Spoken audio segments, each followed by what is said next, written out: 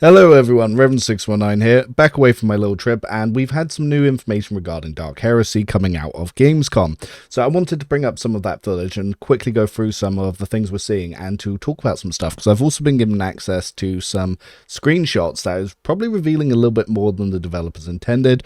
As some of you realise, some of the games articles websites have had a hands-on, so they've been discussing some of that on some of those sites.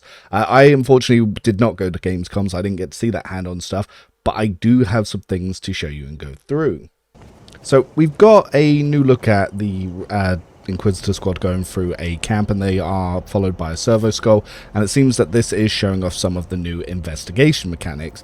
As you can see here, you're going around, you're collecting clues, and what this will do is, as you get these clues, as you can see here, if we move my webcam just a little bit out of the way of that, what you can see these clues are doing is they're going to give you dialogue options for when you actually get to make some choices. Now, one of the things that the game is not going to do is it's not going to let you know if you make the correct decisions or not when it actually comes to your investigation, because the Inquisitors don't really care if they're right or not. But these are going to be sort of little gameplay mechanics and loops that you're going to see. This is taking around the 15-hour mark, and your crew is investigating a disappearance. Now, the second clip that we can see here just shows some more of the interactions and the movements as what's going on. This game is intended to be fully voice acted, though we're not quite currently seeing that. But as you can see in the environments, they are designed for the Ogryn companion to be part of your team from right away, unlike some of the issues that we see in Rogue Trader with Ulfar not quite fitting around. But as you can see, they've sort of changed the way that the pickups work and the stuff behind that. So again, I'm going to have to move the webcam again. But as you can see here, we've got this little thing at the top that's showing us what we've actually picked up. And we did see very, very briefly there one of the new sniper rifles, though I don't think that those stats are going to be representative of endgame, because yes, the Kroot sniper rifle there, which is not showing very much compared to the regular base sniper rifle, and they seem to have no armor penetration, which I doubt that that's going to be what it's going to look like there. And once again, we'll just move this out of the way. Interestingly enough, they've also got a melee attack on it, so we don't know if that will be keeping it, but it should be under standard, and you should basically assume that everything is subject to change, and some of these are going to be placeholders. We've also been given a little bit of a battle going on as well. So as you can see, you're going around this camp. This is probably where you pick up the Kroot companion, and you're sort of picking up clues and gaining the XP. And as you can see with some of the skill checks that you've got here, it's very similar to Rogue Trader, but it is always popped up a little bit more directly than previously.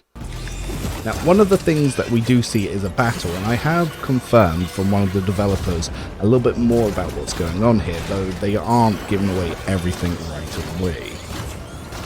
So this seems to have some well, it looks like some Mechanica style enemies here.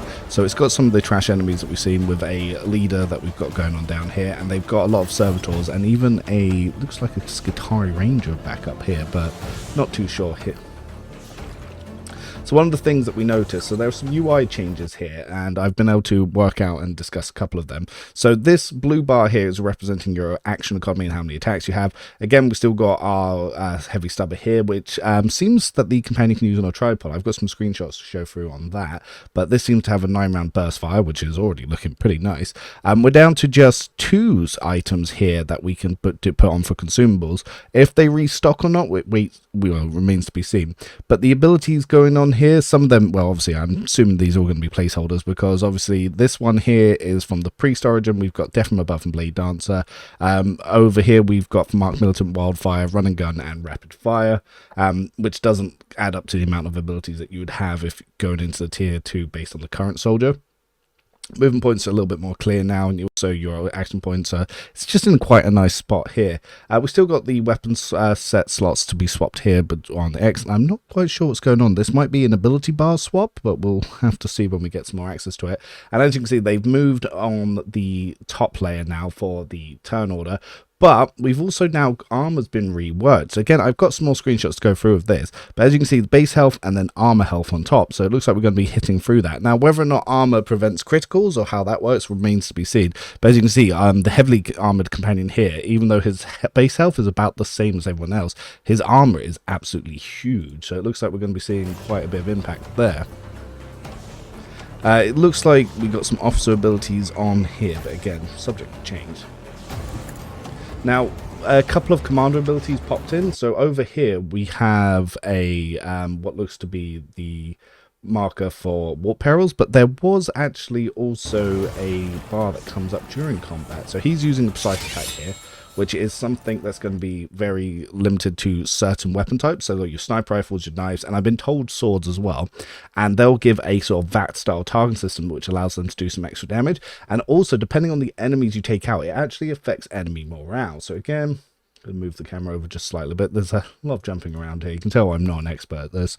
But yes, so you can actually damage different body parts and give injuries, which is what I'm going to be assuming is how traumas come in. And these all have a various amount of different effects, which can cause the battle to change. Apparently some of the effects will be like injuries to hands will cause enemies to drop weapons. I'm sure, so I'm guessing that's going to be arms there. Torsos will probably be like how you get like reductions to, say, the chest pieces, like with the toughness reductions, and so on and so forth. So I think that there'll be additional effects based on how serious the injury is when you do it to different body parts, and I think with other weapons it'll be a little bit random. Now, I'm not sure what this stack of 13 is, but we'll have to see a little bit more about that. But like I said, this 280p attack is going to be exclusive to the knife that's going on down here. Now, all of the effects and chances aren't quite being in there, but as you can see, when he hits him, it hits the armor and it takes it off his armor's health, so that pops up there. So let's go through some of these screenshots, and by the looks of it, they've accidentally leaked another companion, which is going to be a Psycho Pyromancer. So looking at them, so this is some of the early stuff that they shared with us, which was the original Dark Heresy screenshots showing off the Ogryn companion here, obviously some of the mace effects that we've got here, and some of the crew enemies, which is what we've seen in some of these encounters moving around. But now we've also got some of these investigation screenshots that they've been giving us access to, as well as some of the new environments. So we've got a little bit more of the environments that we saw some exploring. We've had another one showing off a tomb. And if you notice down here, this is looks like an astropath choir companion that they haven't actually shown off just yet. And some of these more screenshots show this companion a little bit more. So again, we've got this mysterious new companion here. We show off some more of the environments, which is all looking very, very nice and interesting. The Medicaid companion seems to be here with an arc rifle, though another screenshot that later shows him with a plasma weapon. So we've got some underground tombs. Now, we do get a little bit of a screenshot here showing off some more of the things. So there's not much that my camera's hiding this time in the inventory here. But as you can see, we've got an Ogryn mace here. We've got one of the Ogryn's heavy ripper guns here, as well as a multi-melter. Actually, we will move this, because it seems that we've got a big old plasma pistol here. Looks like a big old heavy bolter here, a wrench. We've got a hammer here. Now, I'm not quite sure what this is. Potentially, it could be one of the shield things, as well as an ammo pack. But we'll have to see a little bit more about that soon. But one of the other things we can see here is we've got our wounds here, and Red is going to assume that he's taken some sort of injury that's given us minuses, but we're not actually seeing that here. Base stats, probably subject to change, because he's probably not got some of his boosts there, because obviously he's not got an archetype, but we can see that armor now is actually a health pool based thing. So I am liking the sort of the new eye that we're seeing here. Now, a little bit more that we're seeing on this VATS system. So as you can see, this enemy does not have armor, so armor apparently can prevent some criticals, so that could be a way that we can mitigate that. But as you can see here, he's getting extra vitals damage with chances at getting slightly injured to the head or moderately injured to the head here. And so we'll see what some of these effects do. Again, he's showing off that Catachin knife that he had before. Well, I say that, it's just a basic knife that they're using with here. But some of the abilities have different icons on them. So as we can see on Run and Gun here, Rapid Fire and the Wildfire icons, depending on what those actually do, they're not actually costing AP. And I'm not sure what this icon is. Maybe it's a once per round style ability, rather than having abilities that cost AP. But we'll have to see that. Again, it could all just be placeholders. But as you can see what I was talking about here with the other VAT style system, this will only be to precision weapons. So you're not really going to see this on your mauls or maces unless things change as it goes on. Now, this is the one that I found most interesting. Rather than fighting with this camera here, I am just going to pop it off for a second. So this appears to be an astropathic choir companion. So on here, he's got a psychostaff with some sort of pyromancy ability that currently has the icon of orchestrated flame and whatever this area is. He's also got fire grenades and Medicaid, and some of his skills in here. So we've got what looked like Word of the Emperor, Wrath of the Emperor, that could be different now. A new base ability there. Again, it looks like Orchestrate Flames, looks like a Molten Beam, and the AP does sort of line up there. Now, this is interesting. So the Inflame ability here seems to have a Firestorm-based map here, and it's not centered on the Burning Companion.